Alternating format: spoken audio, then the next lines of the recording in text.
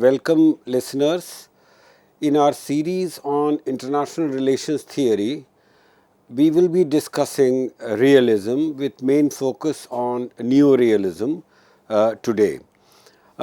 We have seen how international relations is the study of relationship and interaction between countries, including national governments, international governmental organizations, non-governmental organizations, MNCs. It is both a theoretical as well as a practical discipline, with academic approaches being empirical or normative. IR became a discipline in the early 20th century.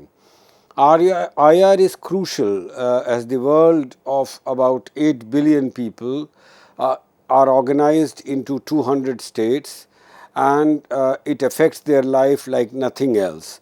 States are sovereign but interconnected. They coexist for security and prosperity. Modern international relations emerged with emergence of sovereign nation states in the 17th century and expanded globally during the 19th and 20th centuries. The core concern of IR is political relations between states. It is mainly concerned with war and peace. Contemporary concerns of IR include economic interdependence, human rights, TNCs, international organizations, environment, gender inequality, economic development, terrorism, etc. International studies or world politics, there are four major theoretical traditions. One is realism, the other is liberalism, then there is international society approach, and lastly there is international political economy. Apart from these, there are alternative approaches, of course, like social constructivism, like feminism. We have already seen how during the interwar period, after the end of First World War and the beginning of Second World War, it was the liberal approach which was dominating. Liberal idealism did not produce international cooperation as was envisaged. The League of Nations failed, and many militarist states like Germany, Italy, Japan, they emerged, and it led to the Second World War. E.H. Carr, in his 20 years crisis, talks about this period. Basically, liberalism lost some of its attractiveness, some of its sheen after the end of the Second World War.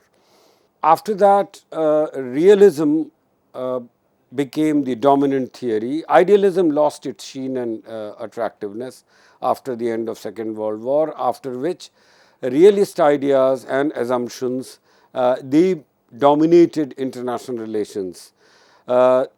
The realists have a pessimistic view of human nature. They believe that humans are basically selfish and they are quarrelsome.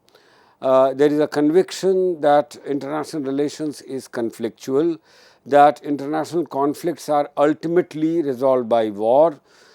National security and state survival are the core concern of states.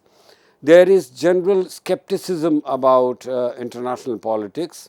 States strive to have an edge. They try to have an edge over other states.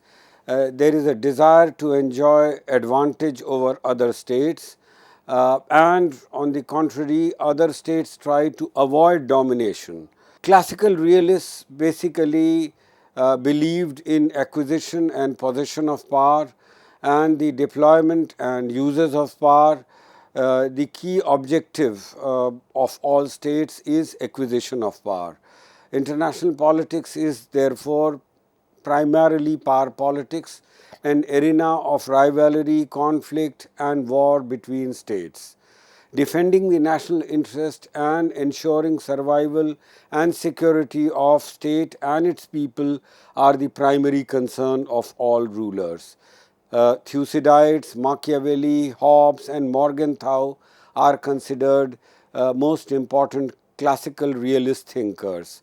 The core assumption is that international state system is anarchical, that there is no higher authority, there is no world government, State is the preeminent actor in the world, and international relations primarily is relation between and among states. Foreign policy is mainly concerned with defending the interest of the state. States are not equal. There is hierarchy of power. Some states are more powerful, others are weaker, and IR is mainly concerned with the struggle between great powers for security and for domination. The normative concern of realism is national security and state survival.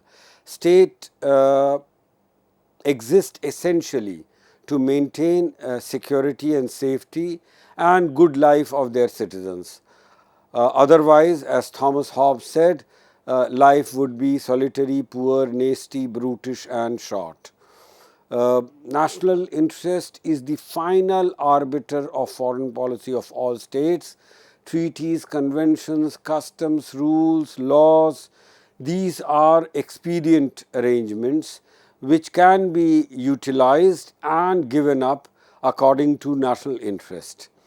There is no progressive change in world politics like in domestic politics. In domestic politics, maintaining order, maintaining peace is possible, but in international politics there is anarchy and maintaining peace is a difficult challenge. Classical realists, the most important was Thucydides, the foremost and number one and the oldest. He talks about inevitable competition and conflict between Greek city-states and non-Greek empires like the Persian Empire. He also believes in inequality, natural inequality between states, which is inevitable, and there is distinction between private morality and principles of justice. According to him, justice is not equal treatment because states are not equal. So, justice consists in giving more to the stronger states, and for the weaker states, the course of action is somehow accepting this reality. Thucydides recognizes relative strength and weakness of states. He believes that adapting to natural reality of unequal distribution of power is something that all states have to contend with.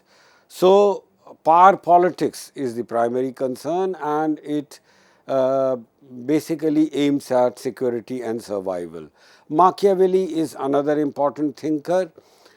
He talks about power and strength, which he believes are the characteristics of lion, and on the other hand there is deception and cunningness, which are the characteristics of fox.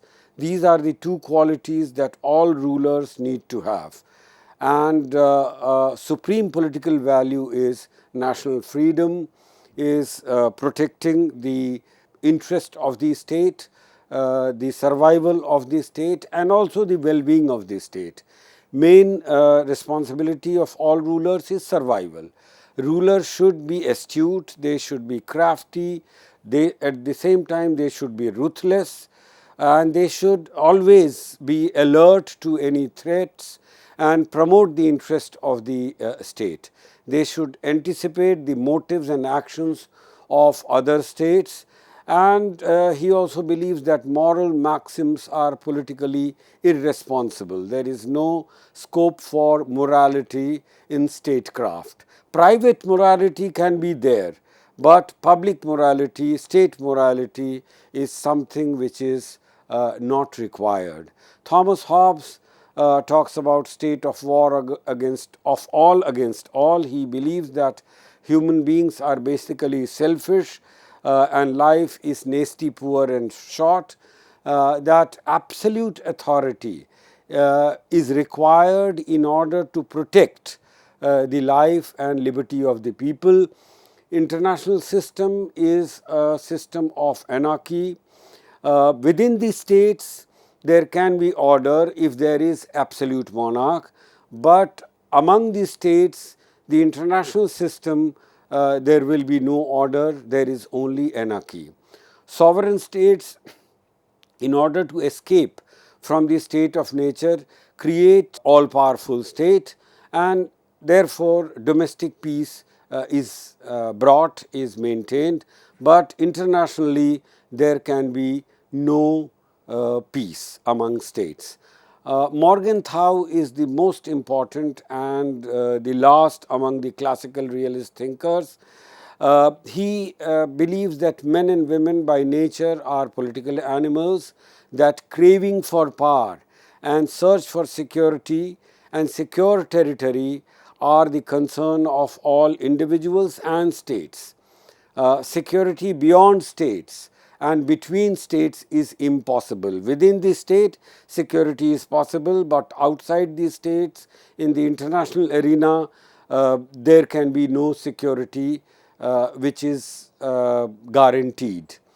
He also distinguishes between private and public morality. Politics, he believes, is an autonomous sphere of action. Self-interest is the basic fact. International politics is arena of conflicting state interests. So, those were the classical realist thinkers who basically had a normative as well as empirical analysis of international relations. They talk about power and responsibility, which are inseparable concepts.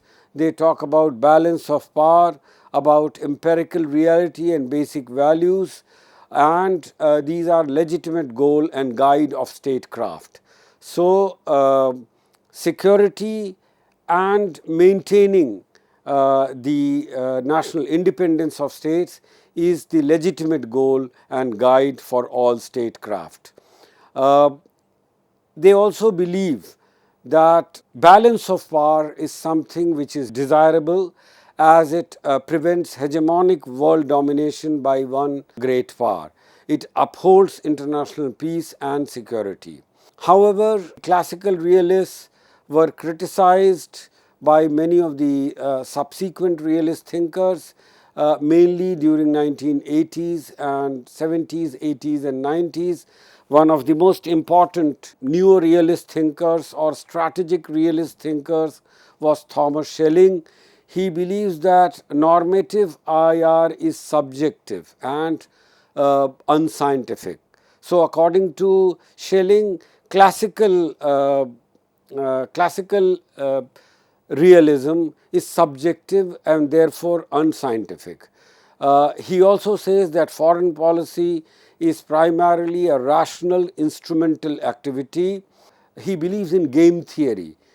He believes that diplomacy is about bargaining and it seeks outcomes through not ideal of either party, but by going for better alternatives. Thomas Schelling, the core idea of Schelling is bargaining. He believes that in bargaining, bargaining can be polite or rude.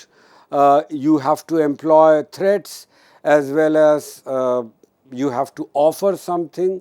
So, carrot and stick both are useful in bargaining. The common interest of all states, strong or weak, is avoidance of mutual damage. He also believes that those states who have enough military force, they do not have to bargain, but all other states have to bargain. And it is very difficult for any one state to become preponderant, to dominate, and therefore bargaining is required. Foreign policy is basically instrumental. There are no moral choices or moral guides to foreign policy. Foreign policy is not concerned with what is good or bad, but its main concern is achieving its objectives and goals. The evaluation of rational choice mechanisms includes various strategies. It can include collaboration with other states to avoid a disaster because the world is conflict ridden, especially in a world where there are 5 or more nuclear armed states. there is a possibility of conflict, and therefore states have to go for various choices, various strategies, including collaboration. Foreign policy is free from, as I said, moral choices. There are no underlying political or civic ethics. Normative values are taken for granted. The main difference between classical realist and strategic realism and neorealism is this. On the one hand, the classical realists still believe in certain norms and certain values. The neorealists and strategic realists believe that there can be no universal norms. Schelling at the same time is concerned with brute force. He talks about the utility of armed force, of brute force. He distinguishes between brute force and coercion, between taking what you want and making someone give it to you voluntarily. Brute force succeeds when it is used. Power to hurt is most successful when held in reserve. So he believes that brute force should not always be used. It is best if it is held in reserve.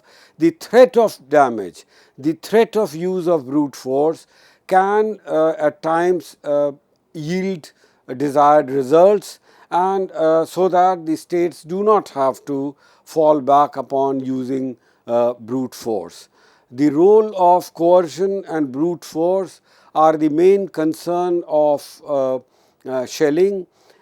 He says we need to know what an adversary treasures, what an adversary wants, what scares him, what threatens him, and to communicate to him what will cause the violence to be inflicted and what will cause it to be withheld. So he believes that the best course of action for all states is to make the adversary understand that if that state, he or she, the ruler, does not yield what the powerful state wants, then force, brute force will be used. So role of coercion and brute force, as I said, are the core concern of strategic realists like Schelling. For coercion to be effective, the opponent's interest will also have to be taken into account. So Schelling says that a state should be conscious about and should know about the basic interest of the opponent, and only when that state knows the opponent's basic interest, bargaining will be possible, and bargaining will involve bringing an adversary into a relationship, a bargaining relationship, and getting him or her to do without having to compel it. Diplomacy, he also talks about diplomacy of violence. He says that victory is an art of coercion, intimidation, and deterrence. The power to hurt is nothing new in international warfare. It has been there always, but modern technology makes the war and threat of war as techniques of influence, not of destruction, of coercion, not of deterrence, not of conquest, but of defense. So basically he says that because of modern technologies of war, for example, because of nuclear weapons, it is now possible not to actually use coercion, because the threat of coercion itself can achieve the desired results and objectives. Diplomacy of violence basically means that war is not a contest of strength, but of nerve and risk taking. of pain and endurance.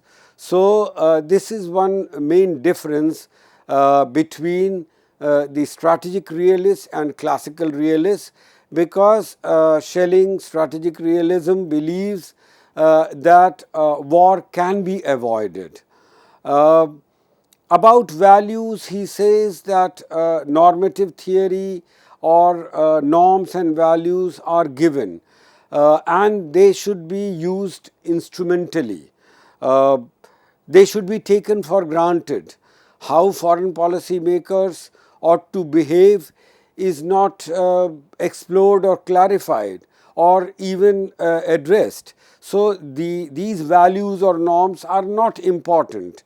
How the foreign policy decision maker behaves is none of the concerns of strategic realism.